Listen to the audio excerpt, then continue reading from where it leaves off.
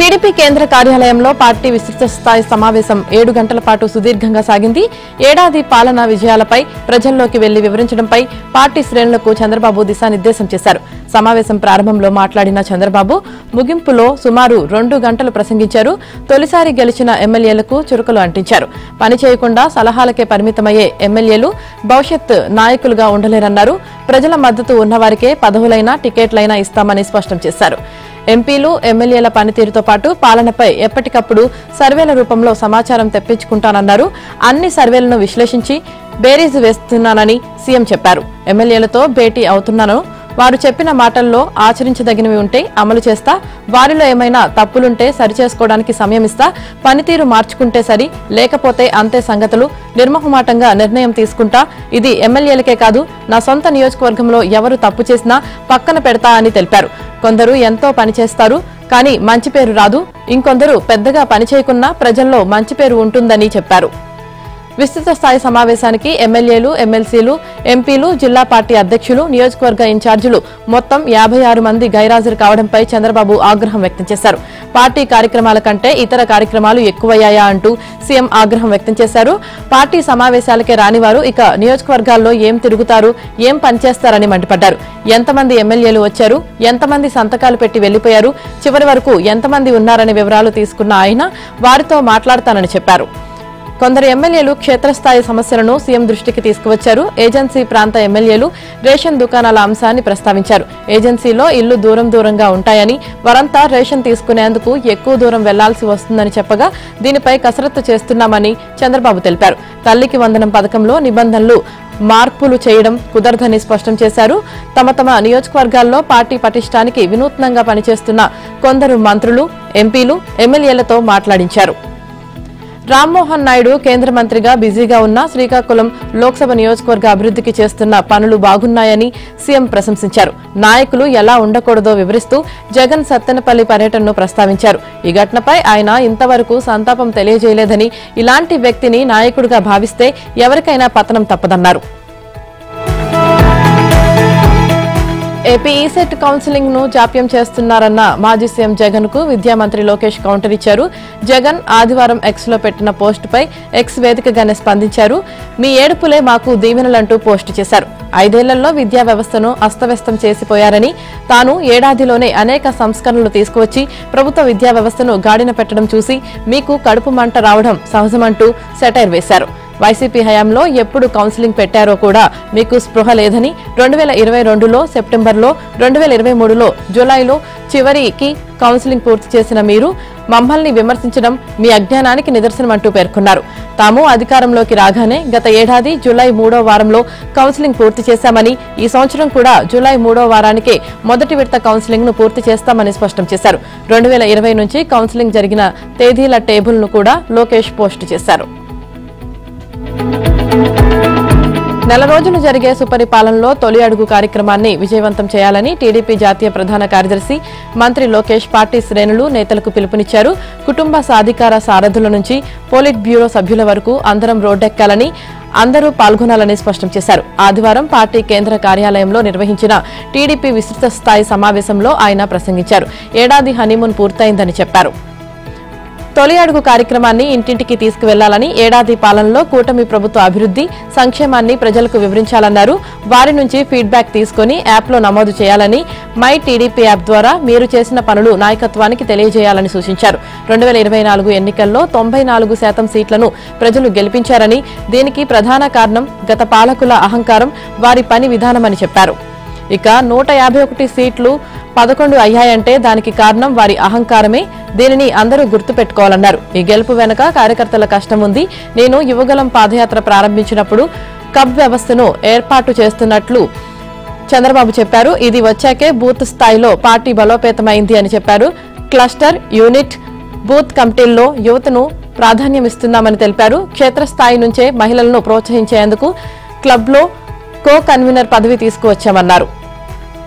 ఎవరూ శాశ్వతం కాదు, మనం ఎక్కడ కూర్చోవాలో ప్రజలు నిర్ణయిస్తారని లోకేష్ చెప్పారు. పార్టీ పిలిపించిన ప్రతి కార్యక్రమాన్ని సీరియస్ గా తీసుకోవాలని పార్టీ అధినేత చంద్రబాబు ఆదేశించారని, 164 మంది టీడీపీ కూటమి ఎమ్మెల్యేల్లో 88 మంది మొదటిసారి గెలిచారన్నారు. మంత్రివర్గంలో 25 మందిలో 17 మంది మొదటిసారి గెలిచిన వారు ఉన్నారని లోకేష్ చెప్పారు. ఇక్కడున్న వారిలో చాలా మంది ప్రతిపక్షంలో ఉండగా వేధింపులకు గురైన వారు, అక్రమ కేసులు నమోదైన వారు, జైలుకెళ్లిన వారు కూడా ఉన్నారని, ఇవాళ సెల్యూట్ కొడుతున్న పోలీసులే మనం ప్రతిపక్షంలో ఉన్నప్పుడు కేసులు పెట్టి వేధించారు. పార్టీ కార్యాలయంపై దాడి చేస్తే పట్టించుకోలేదు. మనం మాత్రం అధికారంలో ఉన్నా ప్రతిపక్షంలో ఉన్నట్లే వ్యవహరించాలంటూ మంత్రి లోకేష్ పార్టీ శ్రేణులకు తెలిపారు. సుపరిపాలనలో తొలి అడుగు వేశాం, ఎన్ని ఆర్థిక ఇబ్బందులున్నా కూడా తల్లికి వందనం అమలు చేశామని లోకేష్ చెప్పారు. దేశంలో ఎక్కడా లేని విధంగా పెన్షన్లు ఇస్తున్నాం, ఉద్యోగులకు 1వ తేదీనే జీతాలు ఇస్తున్నామని, అన్నా క్యాంటీన్లు తిరిగి ప్రారంభించాం, ఆర్థిక వనరులు సమకూర్చుకొని అహర్నిశలు కష్టపడి అద్భుతమైన కార్యక్రమాలు చేస్తున్నామన్నారు. అన్నీ చేశామని చెప్పడం లేదని, పద్ధతి ప్రకారం ఇచ్చిన ప్రతి హామీ పూర్తి చేయాలనే లక్ష్యంతో పనిచేస్తున్నామన్నారు. జాతీయ స్థాయిలో ప్రప్రథమంగా రాష్ట్రంలో వచ్చే ఏడాది జనవరి నుంచి మెరుపు వేగంతో కూడిన సాంకేతిక నైపుణ్యం, క్వాంటం కంప్యూటింగ్ సేవలు అందుబాటులోనికి రానున్నాయి. ఇప్పటిదాకా క్లాసిక్ కంప్యూటింగ్ పేరిట సంప్రదాయ కంప్యూటర్ సిస్టమ్ ప్రోగ్రామింగ్ మొత్తం మ్యాథమెటిక్స్ పైనే ఆధారపడి ఉంటుంది. అందువల్ల సమస్యలను పరిష్కరించే మేధస్సు, వేగం కొంత మేరకే ఉంటుంది. కానీ వర్తమాన కంప్యూటర్ సాంకేతిక పరిజ్ఞానంలో మ్యాథమెటిక్స్, ఫిజిక్స్, కెమిస్ట్రీ, బయాలజీల కలయికతో కూడిన క్వాంటం కంప్యూటింగ్ కాంతి వేగంతో పోటీ పడుతుంది. లక్షల మందిలో ఒకరిని లక్ష్యంగా చేసుకుని సమాచారం కోరితే క్షణాల్లో అందించే మేధ క్వాంటం కంప్యూటింగ్ ప్రత్యేకత. వచ్చే ఏడాది జనవరి నుంచి లక్షల మంది Amaravati quantum computing valley tech park నుంచి పనిచేసేందుకు ఆస్కారం ఉంది. ఈ వ్యాలీ రాష్ట్రానికే పరిమితం కాకుండా పలు రాష్ట్రాలు, ప్రాంతాలు, ప్రభుత్వ రంగ సంస్థలు వాడుకునే వీలుంది. ఈ నేపథ్యంలో సోమవారం ముఖ్యమంత్రి చంద్రబాబు అధ్యక్షతన విజయవాడలో ప్రత్యేక వర్క్షాప్ జరగనుంది. ఇందులో క్వాంటం కంప్యూటింగ్ ను సాంకేతికంగా అభివృద్ధి చేసే సంస్థలు, వినియోగించేవారు, విద్యార్థులు, మేధావులు, ప్రభుత్వ రంగానికి చెందిన వారు పాల్గొంటారు. క్వాంటం వ్యాలీపై డిక్లరేషన్ ను ప్రకటిస్తారు. అనేక రంగాలకు విస్తృతంగా సేవలు, స్టార్టప్ల నుంచి భారీ పరిశ్రమల దాకా, వైద్య రంగం నుంచి సేవా రంగం వరకు, వ్యవసాయం నుంచి వాణిజ్యం దాకా అన్ని రంగాల్లోనూ క్వాంటం కంప్యూటింగ్ సేవలు విస్తృతం కానున్నాయి.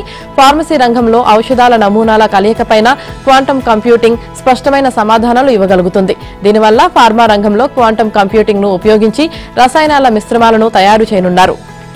ఇక జాతీయ స్థాయిలో ఇప్పటికే పలు ఔషధ తయారీ సంస్థల క్వాంటం సాంకేతిక పరిజ్ఞానాన్ని వినియోగిస్తున్నారు. భారీ ఉత్పత్తి సంస్థలు కూడా మానవ రహిత తయారీని క్వాంటం కంప్యూటింగ్ ను ఉపయోగించి చేపడుతున్నాయి.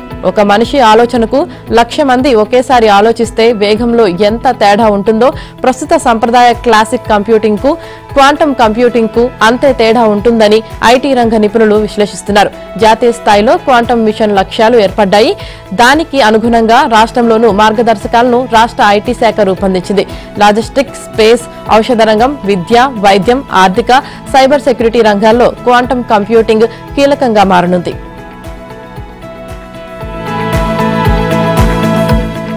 ఎన్టీఆర్ వైద్య సేవా ట్రస్ట్ లో పాలన పూర్తిగా స్తంభించింది. ఎంపానల్మెంట్లు నిలిచిపోయాయి. ఆసుపత్రుల్లో ఆకస్మిక తనిఖీలు ఊసేలేదు. జరిమానాలు అసలే లేవు. లక్షలాది క్లెయిమ్లు పెండింగ్ లో ఉన్నాయి. ట్రస్ట్ ఉన్నతాధికారి తాను పనిచేయరు, కింది స్థాయి అధికారులను పనిచేయనివ్వరని ఆరోపణలు వస్తున్నాయి. మరో నెల రోజుల ఇదే పరిస్థితి కొనసాగితే ఆసుపత్రుల్లో పేదలకు వైద్య సేవలు నిలిచిపోయే ప్రమాదం ఉందన్న ఆందోళన వ్యక్తమవుతుంది. వైద్య సేవా ట్రస్ట్ ద్వారా ఆసుపత్రుల్లో చికిత్స పొందిన రోగులకు సంబంధించిన బిల్లులు క్లెయిమ్ల రూపంలో వస్తాయి. వీటిని వెంటనే ప్రాసెస్ చేసి CFMS కు పంపించడమే ట్రస్ట్ ప్రధాన విధి. ప్రస్తుతం ట్రస్ట్ అధికారులు ఈ పని కూడా చేయడం లేదు. గత 2 నెలలుగా ట్రస్ట్ నుంచి ఒక్క క్లెయిమ్ కూడా CFMS కు వెళ్లలేదు. ప్రస్తుతం ట్రస్ట్ ఎగ్జిక్యూటివ్ స్థాయిలో దాదాపు 2.60 లక్షల క్లెయిమ్లు పెండింగ్ లో ఉన్నాయి. వీటి విలువ దాదాపు 600 కోట్లు ఉంటుందని అంచనా వేస్తున్నారు. ఈ స్థాయిలో క్లెయిమ్లు పెండింగ్ పెట్టిన సందర్భాలు ట్రస్ట్ చరిత్రలో లేవు. ట్రస్టుకు ప్రతిరోజు దాదాపు 5,000 నుంచి 6,000 వరకు ప్రీ ఆథరైజేషన్లు, శస్త్రచికిత్సకు అనుమతి కోసం వచ్చే వినతులతో పాటు సుమారు 5,000 క్లెయిమ్లు వస్తాయి. ఆసుపత్రుల నుంచి క్లెయిమ్లను అప్లోడ్ చేయగానే ట్రస్ట్ ఎగ్జిక్యూటివ్ వద్దకు వస్తాయి. అక్కడి నుంచి ప్యానెల్ డాక్టర్ కు, ఆపరేషన్ CEO కు, ఆ తర్వాత CEO కి వెళ్తాయి. CEO లాగిన్ నుంచి CFMS కు అప్లోడ్ అవుతాయి. ప్రభుత్వం బిల్లులు చెల్లించే సమయంలో క్లెయిమ్స్ కు సంబంధించిన నిధులు ఆసుపత్రుల ఖాతాల్లోకి వెళ్తాయి. గత 2 నెలల నుంచి 2.60 లక్షల క్లెయిమ్లను ప్రాసెస్ చేయకపోవడంతో ఆసుపత్రులు తీవ్ర ఇబ్బందులు పడుతున్నాయి. ఇప్పటికే కోట్ల బిల్లులు ఆసుపత్రులకు చెల్లించాల్సి ఉంది. క్లెయిమ్ల ప్రాసెస్ చేయకపోవడంతో ఆసుపత్రులకు వెళ్లాల్సిన బిల్లులు ట్రస్ట్లోనే నిలిచిపోతున్నాయి. ట్రస్ట్ అధికారుల నిర్లక్ష్యం కారణంగా ప్రభుత్వం ఇస్తున్న కాస్త బిల్లులు కూడా ఆసుపత్రులకు చేరడం లేదు. కూటమి ప్రభుత్వం అధికారంలోకి వచ్చిన మొదటి 9 నెలల్లో వివిధ ఆసుపత్రులకు 13 కోట్ల పెనాల్టీలు విధించారు. ఈ విషయాన్ని ఆరోగ్య శాఖ మంత్రి కూడా చాలా సమావేశాల్లో గర్వంగా చెప్పుకున్నారు. కానీ గత 3 నెలల నుంచి ట్రస్ట్ అధికారులు పెనాల్టీల ఊస ఎత్తడం లేదు. ఒక్క మాటలో చెప్పాలంటే ఎన్టీఆర్ వైద్య సేవ ట్రస్టుకు 3 నెలల నుంచి తాళం వేసేశారు. ఆరోగ్య శాఖలో అత్యంత కీలక విభాగమైన ఎన్టీఆర్ వైద్య సేవలో యాక్టివ్ గా ఉండే అధికారులను నియమించాలని పలువురు కోరుతున్నారు. ఆదాయం పెంచుకోవడంపై ఎక్సైజ్ శాఖ దృష్టి సారించింది. గతేడాది కొత్త మద్యం షాపుల పాలసీ వల్ల భారీగా ఆదాయం వచ్చింది. దరఖాస్తు ఫీజుల రూపంలోనే 1906 కోట్లు వచ్చింది. ఇంత పెద్ద మొత్తంలో ఆదాయం వస్తుందని ఎక్సైజ్ అధికారులు ఊహించలేదు. దీనివల్ల 2024-25లో 28,842 కోట్ల ఆదాయం సమకూరింది. ఈ ఆర్థిక సంవత్సరంలో దరఖాస్తుల ఫీజులు ఉండవు. అందువల్ల 1900 కోట్ల ఆదాయం రాబట్టుకోవడంపై ఎక్సైజ్ శాఖ దృష్టి పెట్టింది. పర్మిట్ రూములకు అనుమతి ఇవ్వడం ద్వారా దీన్ని భర్తీ చేసుకోవాలని భావిస్తుంది. సెప్టెంబర్ నుంచి మద్యం షాపుల వద్ద పర్మిట్ రూముల ఏర్పాటుకు అనుమతులు ఇవ్వాలనే నిర్ణయానికి వచ్చింది. ఇక గతంలో అన్ని షాపులకు ఏడాదికి 5 లక్షల పర్మిట్ రూమ్ ఫీజుగా ఉండేది. ఇప్పుడు దాన్ని 2 కేటగిరీలుగా చేశారు. మున్సిపల్ కార్పొరేషన్లోని షాపులకు 7.5 లక్షలు, మిగిలిన షాపులకు 5 లక్షల చొప్పున ఫీజులుగా ప్రతిపాదించారు. రాష్ట్రంలో 3,736 మద్యం షాపులు ఉన్నాయి. వాటికి 5 లక్షల చొప్పున పర్మిట్ రూమ్ ఫీజుల రూపంలో 186 కోట్లు వస్తుంది. కార్పొరేషన్లోని షాపులకు 2.5 లక్షలు అదనం కాబట్టి మొత్తంగా పర్మిట్ రూముల ఆదాయం 200 కోట్లు దాటుతుంది. ఆగస్టు వరకు బార్ పాలసీకి గడువు ఉన్నందున కొత్త బార్ పాలసీతో పాటు పర్మిట్ రూములకు అనుమతులు ఇచ్చి ఆదాయాన్ని భర్తీ చేసుకోవాలని అధికారులు భావిస్తున్నారు. వాస్తవానికి పర్మిట్ రూముల ఆదాయం 2024-25 ఆర్థిక సంవత్సరంలోనూ రావాలి. కానీ కేబినెట్ సబ్ కమిటీ సిఫార్సు, ఎక్సైజ్ శాఖ అనాలోచిత నిర్ణయం కారణంగా గతేడాది ఆదాయాన్ని ప్రభుత్వం కోల్పోయింది. పర్మిట్ రూములకు అనుమతిస్తే షాపులే బార్లుగా మారిపోతాయని అప్పట్లో కేబినెట్ సబ్ కమిటీ అభిప్రాయపడింది. గతంలోనూ ఈ విధానం ఉన్నప్పటికీ ఎక్సైజ్ అధికారులు కూడా సబ్ కమిటీ అభిప్రాయాన్ని అమలు చేశారు. దీంతో ప్రభుత్వం ఆదాయాన్ని కోల్పోయింది. కూటమి ప్రభుత్వం అధికారంలోకి వచ్చాక అన్ని బ్రాండ్లను అందుబాటులోకి తీసుకురావడంతో మద్యం అమ్మకాలు పెరుగుతున్నాయి. ఉదాహరణకు ఈ ఏడాది ఏప్రిల్లో భారీగా అమ్మకాలు నమోదయ్యాయి. మద్యం విలువలో 11.29% వృద్ధి రేటు నమోదైంది. పరిణామం రూపంలో చూస్తే లిక్కర్లో 26.09%, బీరులో ఏకంగా 149.14% వృద్ధి కనిపించింది. 2024 ఏప్రిల్లో 8.85 లక్షల కేసుల బీరు అమ్మితే ఈ ఏడాది ఏకంగా 22.06 లక్షల కేసుల బీరు అమ్ముడైంది. లిక్కర్ గతేడాది ఏప్రిల్లో 26.23 లక్షల కేసులు అమ్మితే ఈ ఏడాది ఏప్రిల్లో 33.07 లక్షల కేసులు అమ్మారు. కాగా కూటమి ప్రభుత్వం ధరలు తగ్గించడంతో అమ్మకాలు పెరిగినా రాబడి ఆ స్థాయిలో కనిపించట్లేదు. మరోవైపు అమ్మకాలు భారీగానే ఉన్న టార్గెట్ల పేరుతో జిల్లాల అధికారులపై ఉన్నతాధికారులు ఇంకా ఒత్తిడి చేస్తున్నారు. అమ్మకాలు తగ్గితే జిల్లాల అధికారులదే బాధ్యత అని హెచ్చరికలు చేస్తున్నారు. ఈ ఏడాది సెప్టెంబర్ నుంచి కొత్త బార్ పాలసీ అమల్లోకి రానుంది. రాష్ట్రంలో 870 బార్లు ఉన్నాయి. వీటిలో 44 ఖాళీగా ఉండిపోయాయి. త్వరలోనే మొత్తం 870 బార్లకు ఎక్సైజ్ శాఖ నోటిఫికేషన్ జారీ చేయనుంది. తద్వారా దరఖాస్తు ఫీజుల రూపంలో ఆదాయం సమకూరుతుంది. 2022లో తెచ్చిన బార్ పాలసీ సమావేశం సమయంలో దరఖాస్తు ఫీజులు 5 లక్షల నుంచి 10 లక్షల వరకు 3 కేటగిరీలుగా పెట్టారు. ఈసారి లైసెన్స్ ఫీజులు తగ్గించాలని ప్రభుత్వం భావిస్తుంది. లైసెన్స్ ఫీజులు తగ్గితే దరఖాస్తులు పెరిగే అవకాశం ఉంది. తద్వారా ప్రభుత్వానికి అదనపు ఆదాయం సమకూరుతుంది. మొత్తంగా గతేడాది దరఖాస్తు ఫీజులతో వచ్చిన 1900 కోట్ల ఆదాయాన్ని వివిధ మార్గాల్లో రాబట్టేందుకు ఎక్సైజ్ శాఖ ప్రయత్నిస్తోంది. తెలంగాణలోని నిజామాబాద్లో పసుపు బోర్డు కార్యాలయాన్ని కేంద్ర హోంమంత్రి అమిత్ షా ప్రారంభించారు. అనంతరం జిల్లా కేంద్రంలోని పాలిటెక్నిక్ మైదానంలో నిర్వహించిన కిసాన్ సమ్మేళనంలో పాల్గొన్నారు. ఈ సందర్భంగా ఆయన మాట్లాడుతూ పసుపు బోర్డు ఏర్పాటుతో నిజామాబాద్ రైతుల 40 ఏళ్ల చేసిన పోరాటం ఫలించిందని, వారి కల నెరవేరిందని పేర్కొన్నారు. ఇకపై ఇక్కడి రైతులు పండించే పసుపు ప్రపంచవ్యాప్తంగా ఎగుమతి అవుతుందన్నారు. ఇందుకోసం మార్కెటింగ్, ఎక్స్పోర్ట్ వ్యవస్థలను ఏర్పాటు చేసి పసుపును ఎగుమతి చేస్తామన్నారు. నక్సలైట్లు తక్షణమే హింసను వీడి లొంగిపోవాలని, జనజీవన స్రవంతిలోకి రావాలని పిలుపునిచ్చారు. ఆయుధాలు వదిలేసేంత వరకు వారితో చర్చలు ఉండబోవని, లొంగిపోతే పునరావాసం కల్పిస్తామన్నారు. 2026 మార్చిలోపు దేశంలో నక్సలిజం లేకుండా చేస్తామని ప్రకటించారు. కార్యక్రమంలో కేంద్ర మంత్రులు కిషన్ రెడ్డి, బండి సంజయ్ తదితరులు పాల్గొన్నారు. అంతకుముందు డి శ్రీనివాస్ విగ్రహాన్ని అమిత్ షా ఆవిష్కరించారు. ఏఐసీసీ అధ్యక్షుడు మల్లికార్జున ఖర్గే ముఖ్య అతిథిగా పాల్గొనే కాంగ్రెస్ పార్టీ గ్రామ కమిటీ అధ్యక్షుల సమావేశాన్ని జూలై 4న హైదరాబాద్లోని ఎల్బీ స్టేడియంలో నిర్వహిస్తున్నట్లు టీపీసీసీ చీఫ్ మహేష్ కుమార్ గౌడ్ తెలిపారు. సభకు రాష్ట్ర వ్యాప్తంగా ఉన్న 15,000 మందికి పైగా గ్రామ కమిటీల అధ్యక్షులు హాజరవుతారని చెప్పారు. సభ సాయంత్రం జరగనుండగా ఉదయం టీపీసీసీ రాజకీయ వ్యవహారాల కమిటీ టీపీసీసీ విస్తృత సమావేశాలు నిర్వహించనున్నట్లు తెలిపారు. గాంధీభవన్లో మీడియాతో ఆయన చిట్చాట్ గా మాట్లాడారు. జై బాపు జై సంవిధాన్ కార్యక్రమాల్లో భాగంగానే ఈ సభను నిర్వహిస్తున్నామన్నారు. జూబ్లీహిల్స్ లో ఉప ఎన్నిక ఎప్పుడు జరిగినా కాంగ్రెస్ పార్టీ గెలిచి తీరుతుందన్నారు. ఉమ్మడి వరంగల్ జిల్లాలో కొండా మురళి వివాదంపై స్పందిస్తూ ఓపిక, సహనం, అనుభవం ఉన్న నాయకుడు క్రమశిక్షణ కమిటీ చైర్మన్ గా ఉన్నారని, అన్ని సమస్యలకు కమిటీ పరిష్కారం చూపుతుందని చెప్పారు. బీజేపీ రాష్ట్ర అధ్యక్షుడిని తానే అవుతానని ఎవరికి వారే చెప్పుకుంటున్నారని ఆ పార్టీ గోషామహల్ ఎమ్మెల్యే రాజాసింగ్ అన్నారు. మీరెందుకు పోటీ చేయకూడదని అనేక మంది కార్యకర్తలు తనకు ఫోన్లు, మెసేజ్లు చేస్తున్నారని తెలిపారు. అందుకే తాను కూడా అధ్యక్ష పదవి అడగాలనుకుంటున్నట్లు చెప్పారు. చాలా మంది కార్యకర్తలకు ప్రెసిడెంట్ అంటే ఎలా ఉండాలో చెబుతానన్నారు. బీజేపీకి వీఐపీ లాంటి వ్యక్తి అధ్యక్షుడిగా ఉండకూడదు. కార్యకర్తలు అన్నా అని పిలిచే ప్రజల మనిషి అయిన వారు ఉండాలని, నేను రాష్ట్ర అధ్యక్షుడిని అయితే గోరక్షణ కోసం ప్రత్యేకంగా టీం ఏర్పాటు చేస్తానన్నారు. బీజేపీ కార్యకర్తలకు ఏ చిన్న ఇబ్బంది వచ్చినా అండగా ఉంటామన్నారు. తెలంగాణలో బీజేపీ అధికారంలోకి వస్తే యూపీ సీఎం యోగి ఆదిత్యనాథ్ స్టైల్లో ముందుకు వెళ్తామన్నారు. యోగి పేరు వింటే దొంగలు, గూండాలు, రౌడీలు యూపీ వదిలి ఇతర రాష్ట్రాలకు పారిపోతున్నారని, ఆ విధానం తెలంగాణలోనూ అమలు చేస్తామని రాజాసింగ్ చెప్పారు. పక్కా హిందుత్వవాది అయిన వ్యక్తినే రాష్ట్ర అధ్యక్షుడిని చేయాలి అని రాజాసింగ్ అన్నారు. ప్రెసిడెంట్ కావాలి అనుకునే వాళ్లు నా పేరును జాతీయ నాయకత్వానికి సూచించాలని రాజాసింగ్ విజ్ఞప్తి చేశారు. తెలంగాణలో పసుపు బోర్డు ఏర్పాటు చేసిన ప్రధాని మోదీ, కేంద్ర హోంమంత్రి అమిత్ షాకు తెలంగాణ ప్రజలు, రైతాంగం తరపున ధన్యవాదాలు తెలుపుతున్నారని కేంద్ర మంత్రి కిషన్ రెడ్డి అన్నారు. నిజామాబాద్ లో పసుపు బోర్డు కార్యాలయాన్ని అమిత్ షా ప్రారంభించారు. ఈ సందర్భంగా కిషన్ రెడ్డి మాట్లాడుతూ national co operative export limited ను కూడా తెలంగాణలో ఏర్పాటు చేస్తామని హోంశాఖ మంత్రి ప్రకటించినట్లు తెలిపారు.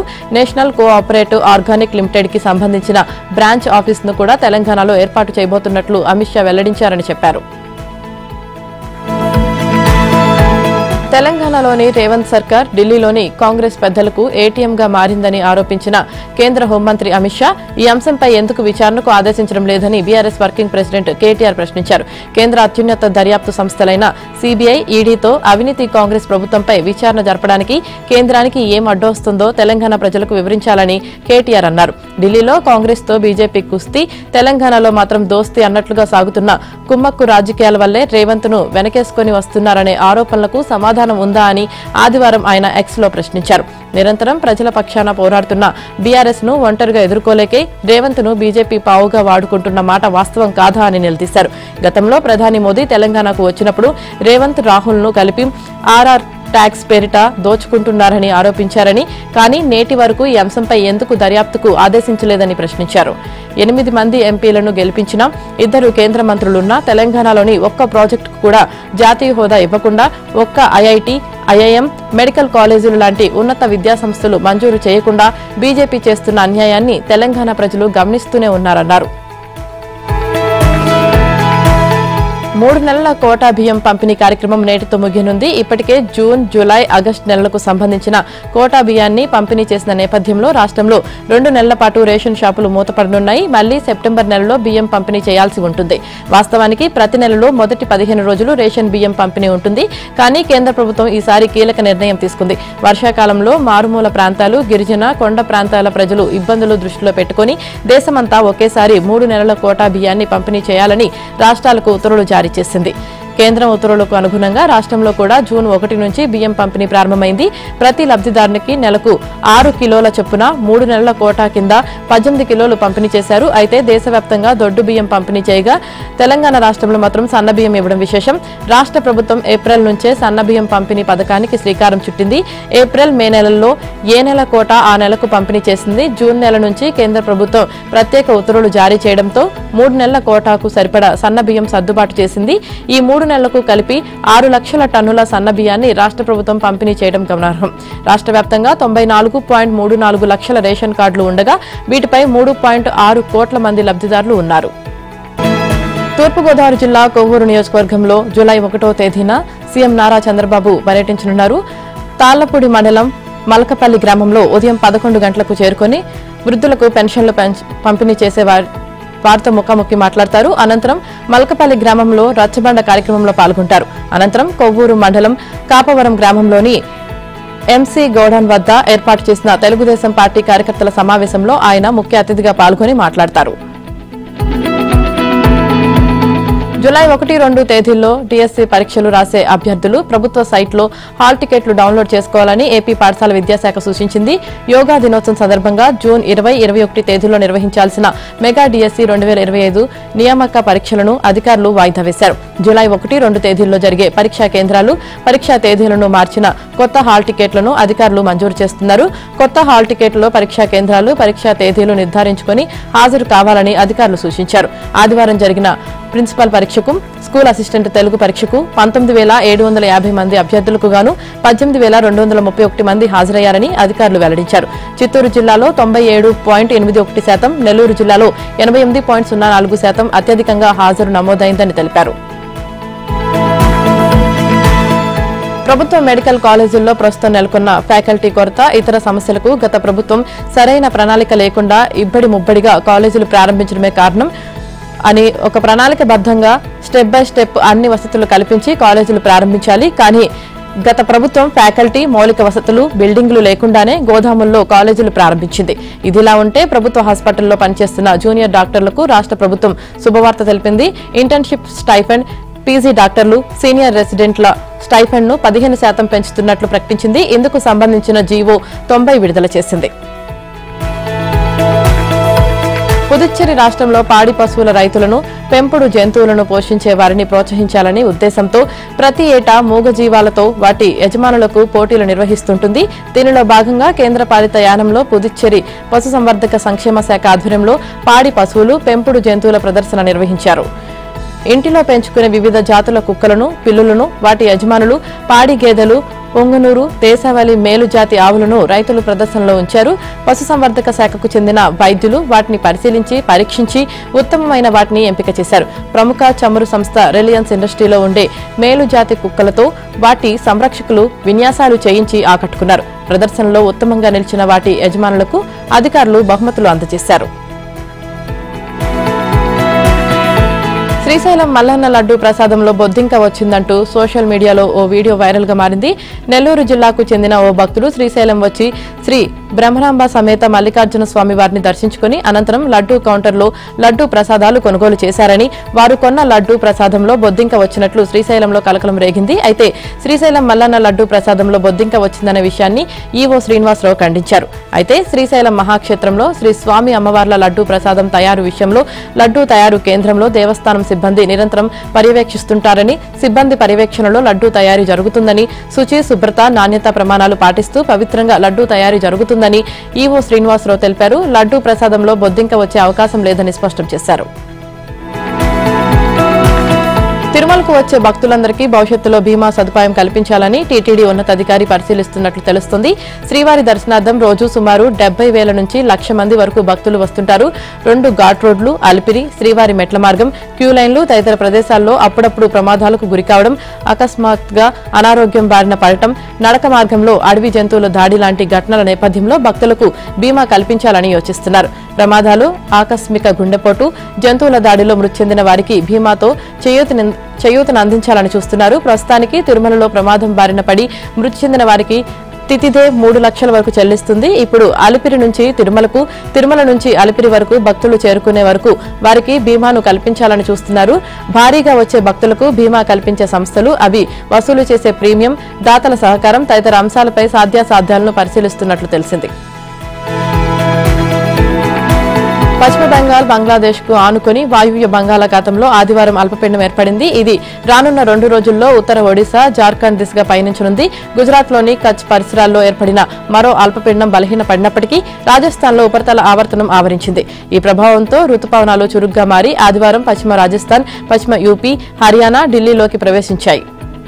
దీంతో దేశంలోని అన్ని ప్రాంతాలకు రుతుపవనాలు విస్తరించినట్లయింది. నైరుతి సీజన్లో జూన్ 29 వరకు ఆంధ్రప్రదేశ్, తెలంగాణ, విదర్భ, మధ్య మహారాష్ట్ర, ఛత్తీస్గఢ్, బీహార్, అస్సాం, మరికొన్ని ఈశాన్య రాష్ట్రాల్లో సాధారణం కంటే తక్కువ వర్షపాతం నమోదవడంతో వర్షాభావ పరిస్థితులు నెలకొన్నాయి. గుజరాత్, కేరళ, ఈశాన్య రాష్ట్రాలు, జార్ఖండ్, ఉత్తరాఖండ్, హిమాచల్ ప్రదేశ్, మహారాష్ట్రలో జూన్ నెలలోనే వరదలు సంభవించాయి. కొన్ని రాష్ట్రాల్లో కుంభవృష్టి, మరికొన్ని రాష్ట్రాల్లో వర్షాభావం కొనసాగుతుండటంతో వాతావరణ నిపుణులు ఆందోళన వ్యక్తం చేస్తున్నారు. మరోవైపు ఏపీలో రాబోయే 3 రోజులు వాతావరణ పరిస్థితులను అమరావతి వాతావరణ కేంద్రం వెల్లడించింది.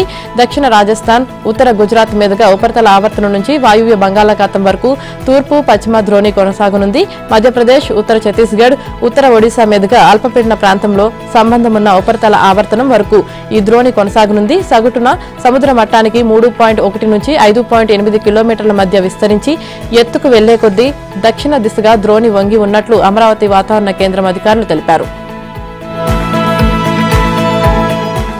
దేశంలో జనగణన ప్రక్రియ వచ్చే ఏడాది ఏప్రిల్ 1వ తేదీ నుంచి ప్రారంభం కానుంది. దీనిని 2 దశల్లో నిర్వహించనున్నారు. తొలి దశలో ఇళ్ల జాబితా, వాటి స్థితి, ఆస్తులు, సౌకర్యాలు వంటి వివరాలను సేకరిస్తారు.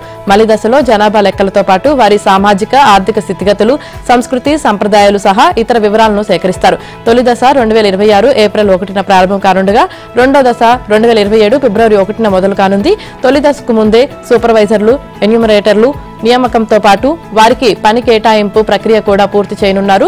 ఆయా వివరాలతో రాష్ట్రాలు, కేంద్రపాలిత ప్రాంతాల ప్రధాన కార్యదర్శులకు లేఖ రాశారు. ఈ ప్రక్రియకు రాష్ట్రాలు, కేంద్రపాలిత ప్రాంతాలు సహకరించాలని కోరారు. జనగణనతో పాటే కులగణన కూడా చేపట్టనున్నట్లు కేంద్రం ప్రకటించిన నేపథ్యంలో దానిని కూడా మలి దశలో చేపట్టనున్నారు. కాగా దేశంలో జనగణన చేపట్టడం ఇది 16వసారి అయితే స్వాతంత్ర్యం వచ్చిన తర్వాత చేపడుతున్న 8వ జనగణనగా మృత్యుంజయ్ కుమార్ పేర్కొన్నారు. మొత్తం ప్రక్రియను మొబైల్ అప్లికేషన్ ద్వారా డిజిటల్ విధానంలో చేపట్టనున్నారు. అదేవిధంగా ప్రజలకు స్వీయ గణన సదుపాయం కూడా అందుబాటులో ఉండనుంది. మొత్తం డేటాకు పటిష్టమైన భద్రత కల్పిస్తారు. భారత రైల్వే శాఖ కొద్ది రోజులుగా తమ సర్వీసులను మరింత సులభతరం చేసేలా నూతన సంస్కరణలు తీసుకువస్తుంది. ఇటీవల తత్కాల్ టికెట్లకు ఆధార్ అథెంటికేషన్ అమలు చేయనున్నట్లు వెల్లడించింది.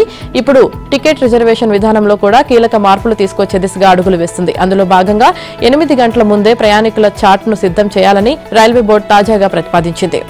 అదే సమయంలో మధ్యాహ్నం 2 గంటల కంటే ముందే బయలుదేరే రైలుకు చార్ట్ను మునుపటి రోజు రాత్రి 9 గంటలకే తయారు చేయాలని తెలిపింది. ఇదివరకు 4 గంటల ముందు చార్ట్ను విడుదల చేసేది రైల్వే శాఖ. అయితే తాజాగా ప్రతిపాదన అమల్లోకి వస్తే వెయిటింగ్ లిస్ట్ టికెట్లు ఉన్న ప్రయాణికుల్లో నెలకొనే అనిశ్చితి బాగా తగ్గే అవకాశం ఉంది. అయితే టికెట్ స్టేటస్ పై ఇప్పటికీ కాస్త ముందుగానే అప్డేట్ రావడంతో పలు మారుమూల ప్రాంతాల నుంచి, ప్రధాన నగరాల్లోని శివారు ప్రాంతాల నుంచి ఆయా రైల్వే స్టేషన్లకు చేరుకునే వారికి 8 గంటల చార్ట్ ప్రిపరేషన్ ప్రతిపాదనతో లబ్ధి చేకూరుతుందని రైల్వే బోర్డు వెల్లడించింది. ఒకవేళ టికెట్ కన్ఫర్మ్ కాకపోతే ప్రయాణికులు ప్రత్యామ్నాయ ఏర్పాట్లు చేసుకునేందుకు మరింత ఎక్కువ సమయం ఉంటుందని